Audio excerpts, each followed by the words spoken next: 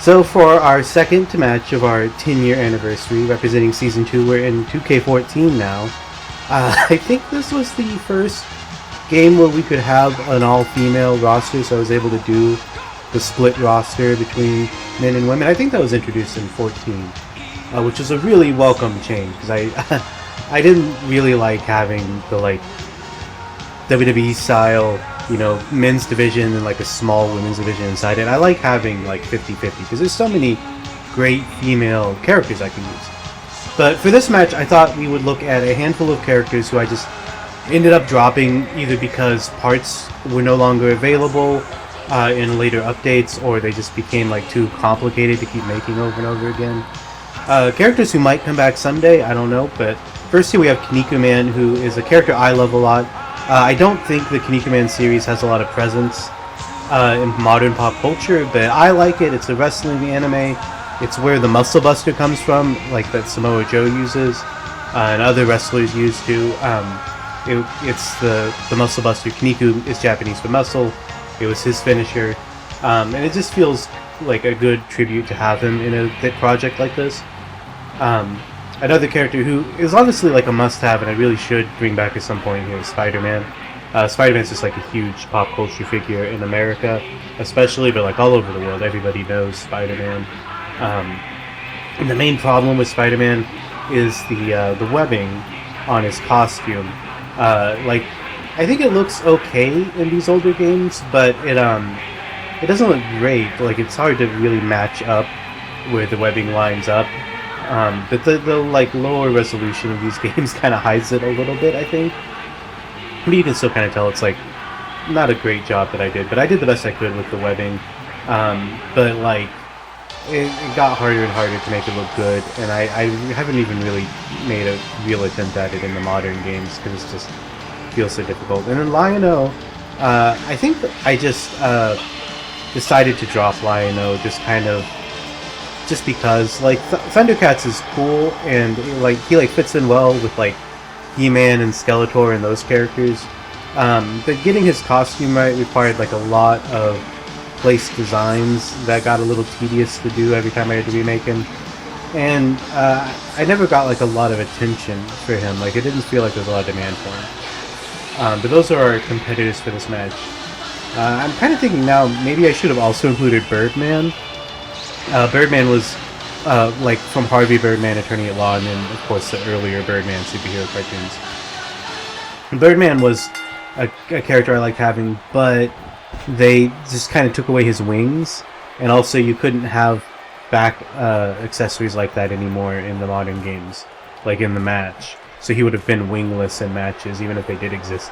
But if you don't know Birdman, he's got these big bird wings that he uses to fly, and they had that as an accessory in these old games, but then in the newer games, the only like feathered wings you can get are like little tiny Victoria's Secret angel wings, which don't look right for Birdman, and so I just couldn't keep using him.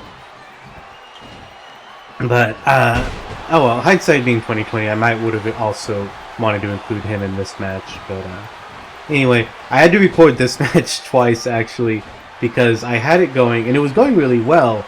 There was like some good spots. They did the spot where they spear through the barricade, which is something I don't think I ever see in the modern games. I don't know if they took it out or if it just happens way less often, but it used to happen a lot in these older matches where they would do the Roman Reigns spear through the barricade bit.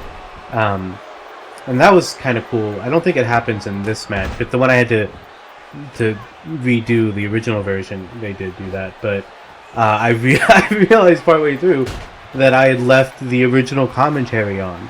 So like Michael Cole and whoever the commentators were in 2K14 were still talking. I'd forgotten to mute them, and that kind of clashed with what we're doing here for this special like anniversary thing. So I had to cancel it and redo it, which is fine because that match also had gone like 20-30 minutes. It was really long. It was like long matches can be fun, but there's a limit to these things, and the last match went longer than I really would have liked, so I am glad that we didn't have this one. If you've seen the runtime of the video, didn't turn out quite that long. But yeah, I noticed we got a real red and blue color scheme here. I didn't really think about it, but everybody's like Kinnikuman doesn't have any blue in his outfit, but everyone's got red and blue, and then the arena's red and blue because the arena here, the Ultimate Muscle Arena, you see it's got the Kinnikuman logo on it. This is like part of Kinnikuman's legacy. Because even though I don't have him in the game anymore, and the reason I don't is because they got rid of the head accessory that's like the fin. There are other fins in the game, but they don't look like Kinnikuman's head fins, so I just couldn't make an accurate looking one anymore, and so I dropped him. But he has a legacy in the franchise, in UDW still, because I still do the Muscle League shows.